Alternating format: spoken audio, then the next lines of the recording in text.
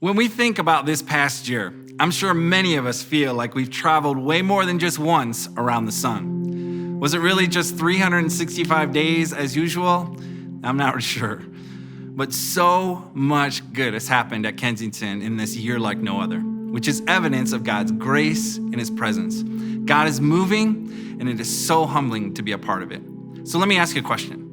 What image comes to your mind when you think of a source of heat or energy? Maybe you're thinking of the sun, how its rays push back the darkness, or maybe even thinking about sound waves rushing out from a source. This is just a simple mental image of how God works right here at Kensington. At the center is God, and through us, His love and transforming power are radiating out to impact our church, our local communities, our nation, and even our world. God's power is limitless, and what He can do through a community of imperfect people who are passionate about the one is measureless.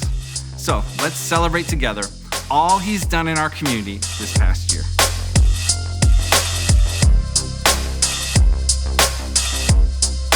Last June, our Traverse City campus relaunched in-person services, and in July, we reopened the rest of our campuses with limited capacity.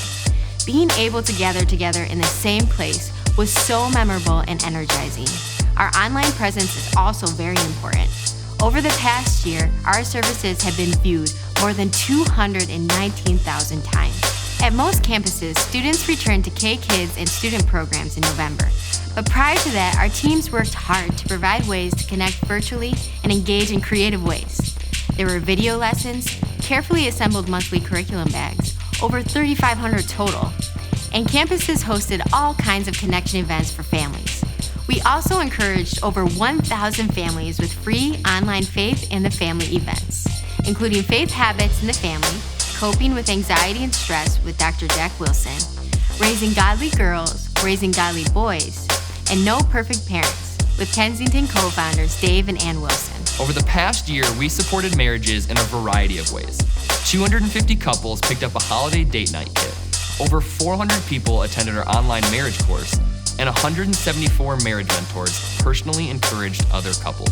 With God at the center, radiating out His love, we can bravely step toward wholeness and community because we know it is God's nature to heal and redeem. Celebrate Recovery was the first ministry to return to in-person meetings last July.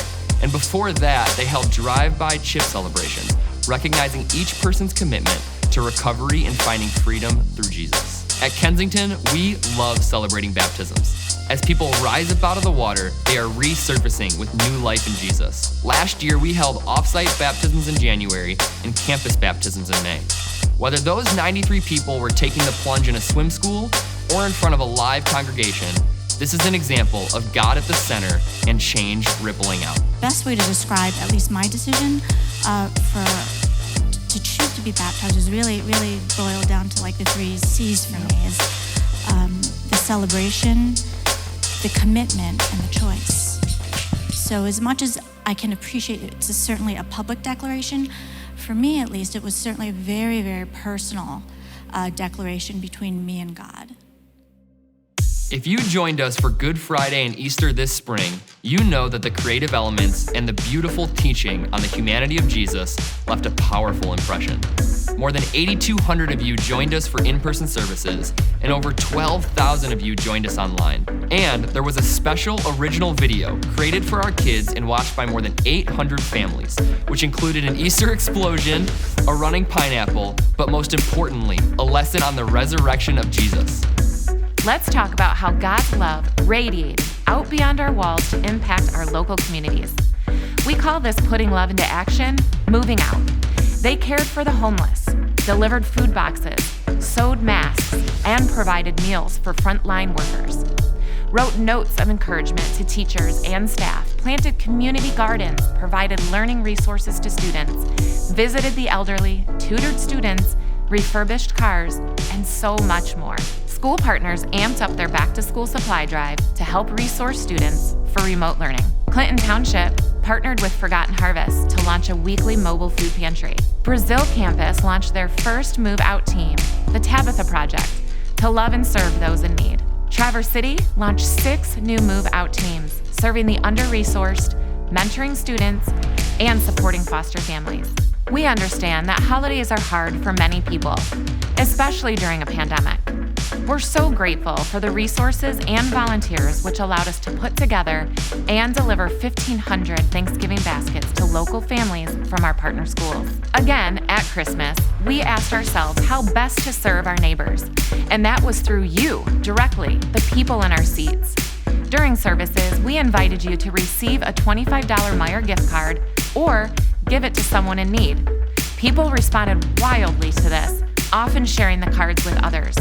And we gave away cards totaling over $21,000, which impacted over 600 families. With God at the center, as a never-ending, never-drying-up source, we don't have to ration out our resources.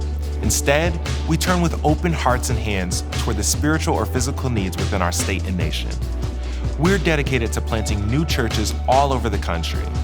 To date, we have planted 97 churches nationally.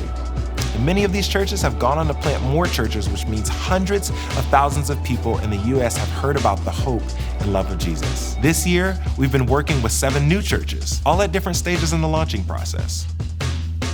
Imagine a major flood in the middle of this pandemic. When we offered a way to help Midland, you all jumped at the chance to bring hope to a devastating situation. We partnered with one of our move-out teams, DRAW, Disaster Relief at Work, to provide essential supplies for immediate and long-term recovery efforts. During one Sunday morning in February, we shared that hundreds of thousands in Texas were without power and millions without water. And once again, partnering with our move-out team, DRAW, you immediately responded by donating over $20,000. Funding more than half of the delivery and distribution of 4,600 cases of water to Houston, Dallas, and Tyler. At Kensington, we believe that we are called to show the love of God by meeting needs in His name around the globe. With God as the source, we reach out to build relationships and share resources with global partners in 10 different countries. Over the past year, we as a community have been supporting these on-the-ground leaders in 2 different ways. We help sustain them and the work they do in their local communities, and we stepped in when an emergency struck to equip them. When India experienced a second dangerous wave of COVID, our partner's private hospital was converted into an emergency COVID site at the request of the Indian government. I'm standing in front of the CM hospital, which is being used as COVID Grade A hospital.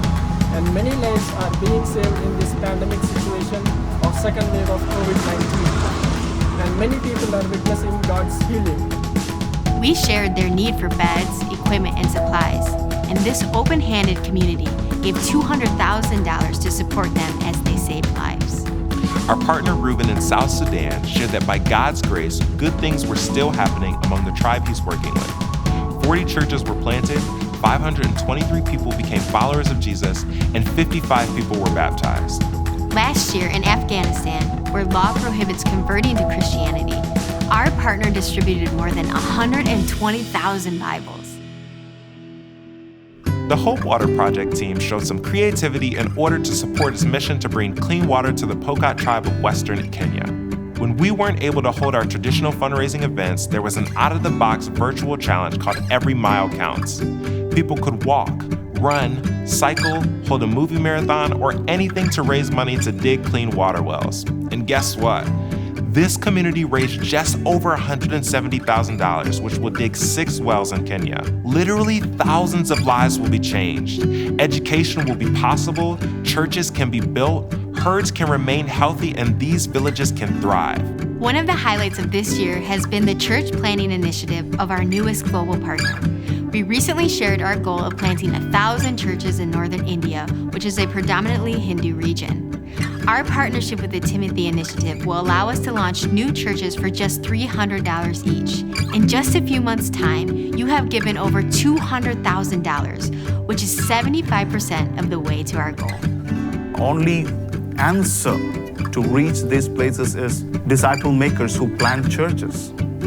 And this is the only way that we can reach this huge number of villages.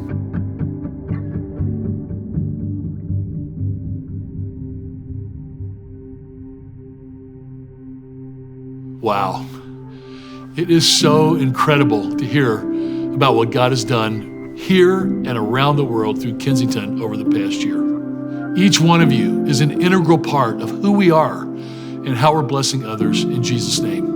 You've probably heard it said before that the church is not the building, and let's be the church the other 6 days of the week. And when you really listen to these two phrases, you hear how beautiful they are and how they reflect the heart of God. And it reflects you. You've been that church. Thank you for giving your time and your financial gifts and your talents to make an impact on the lives of others. And in all of this, God's at the center.